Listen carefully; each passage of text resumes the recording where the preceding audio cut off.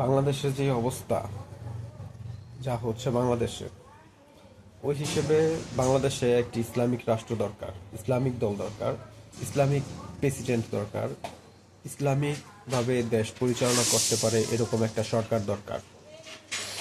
তো বাংলাদেশের মানুষ আগে থেকেও এখন অনেক বুঝে গেছে। এখন তারা বোঝে, জনগণ বোঝে যে বাংলাদেশের মানুষ তাদের আমাদের দেশ ভালো করার জন্য, আমাদের দেশ ভালো কারা রাখতে পারবে, কারা দুর্নীতিবাজের সাথে তারা জড়িত না, কারা দেশের ভালো কাজে এগিয়ে আসে, কারা দেশের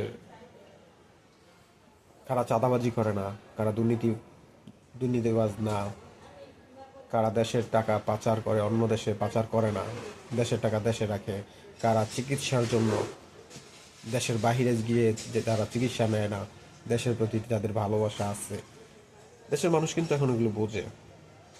এখন দেশের মানুষ 2001 সালের মতো নাই, 96-এর মতো নাই, 6-এর মতো নাই, 12-র মতো, 10-এর মতো নাই। এখন 2025 সাল, এখন সব কিছু আপডেট।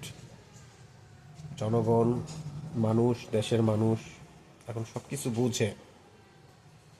তো মানুষ কিন্তু বুঝেই, দেশের মানুষ বুঝেই এখন ইসলামিক রাষ্ট্র করতে চায়, ইসলামের দিকে মানুষ এগুচ্ছে।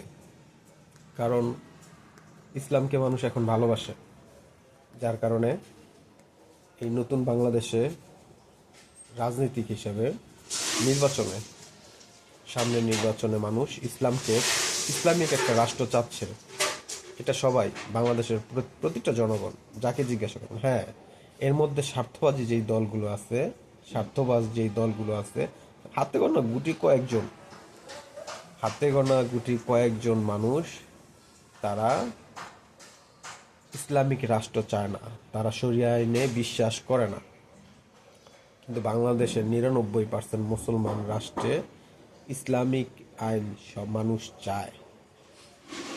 তো ইসলামিক আইন হলে আমাদের দেশের অনেক, আপনি এটা বলে বোঝানো যাবে না যে আমাদের জন্য আমাদের রাষ্ট্রটা কত কল্যাণকর, কত ভালো একটা রাষ্ট্র হবে এটা। তবে আমাদের উচিত,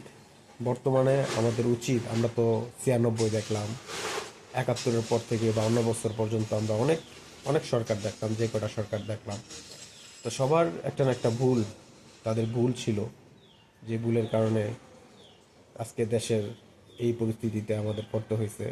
তা আমাদের রাষ্ট্রটা একবার ইসলামিক একটা রাষ্ট্র হওয়া আমি মনে করি দরকার। জনগণ সবাই ইসলামিক, এবার নির্বাচনের ইসলামিক ভাবেই হবে, সবাই ইসলামিক বাক্সে ভোট দিবে ইনশাল্লাহ।